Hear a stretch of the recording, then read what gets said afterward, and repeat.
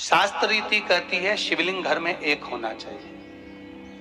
और हमने पहले भी कहा है कि मूर्ति शिवलिंग या भगवान कृष्ण या राम जी या ठाकुर जी या जगदम्बा जी जिसकी आप पूजन कर रहे हो, वो घर में अंगुष्ठ आकृति से बड़े नहीं होना चाहिए। भगवान की मूर्ति जमीन पर अपना हाथ रखकर देखिए और इस अंगूठे को लंबा कर कर देखिए, बस इससे बड़े प्रतिमा घर के अंदर ना हो।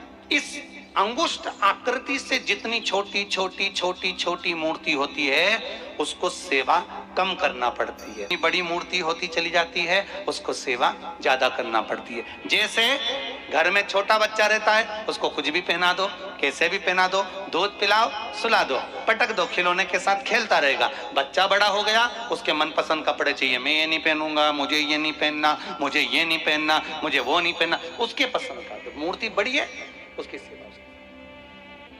मान लो घर में दो शंकर जी हैं, आचार्य जी ने केवल स्वयं के लिए नहीं, संपूर्ण जितने इस शिव महापुराण को सुन रहे हैं पूरे विदेश में, देश में, जहां जहां लोग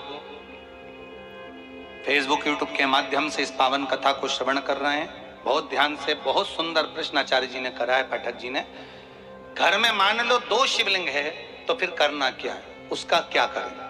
शिव महापुराण की कथा कहती है एक शिवलिंग को आप भगवान शंकर का नर्मदेश्वर स्वरूप मान लो और एक शिवलिंग को आप काशी का विश्वनाथ का स्वरूप मान लीजिए और उसकी सेवा में लगे रहिए। इसका मतलब ये नहीं है कि दो शिवलिंग है तो आप उठाकर उसको पीपल के पेड़ के नीचे रखिए आओ या मंदिर में रखवा दो या कहीं रखवा दो, नहीं।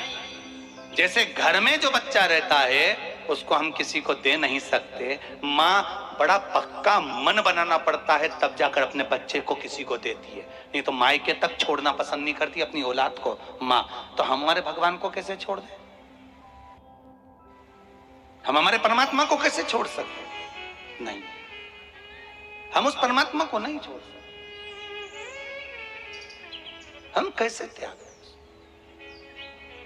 शिव महापुराण की कथा कहती है अगर शिवलिंग दो हैं, ठाकुर जी दो हैं, दो गणेश जी हैं आपके घर में, तो इसका मतलब ये नहीं कि आप उठाकर कहीं रख के आ जाओ, उनको छोड़ कर जाओ, नहीं नहीं, अपने घर में रखो, सेवा करो, अर्चना करो। हैं, हो सकता है बाबा की कृपा है, वंश बढ़ रहा है बाबा का, उसमें कोई दिक्कत नहीं। पर हाथ कर कर अगर घर में एक ठाकुर जी हैं तो ज्यादा ठाकुर जी लेकर मत आओ, आपके घर में एक शिवलिंग है ज्यादा शिवलिंग लेकर मत आओ, बाजार जाते हो ज्यादा वस्तुएं भगवान के लिए श्रृंगार लाओ, भगवान की सेवा का सामान लाओ, पर ज्यादा भगवान हमको लेकर नहीं, जितना बने उतनी सेवा करो। जिसके घर के अंदर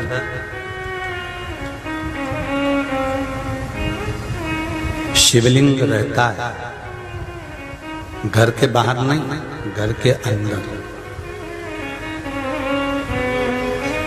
जिसके घर के अंदर शिवलिंग रहता है, जो प्रतिदिन थाली में रखकर, बाटकी में रखकर भगवान शंकर के शिवलिंग का स्नान कराकर वो जल को ले जाकर अपने घर के बगीचे में डालता है, उसके घर के अंदर काल भी, जो अकाल मृत्यु आने वाली रहती है, किसी का एक्सीडेंट होने वाला रहता है, कोई की अचानक अटैक से मृत्यु होने वाली होती है, मात्र शंकर के स्नान का जल घर के बाहर के बगीचे पेड़ पौधे में ही डाल देने से वो अकाल मृत्यु भी टल जाती है। ये शिव शक्ति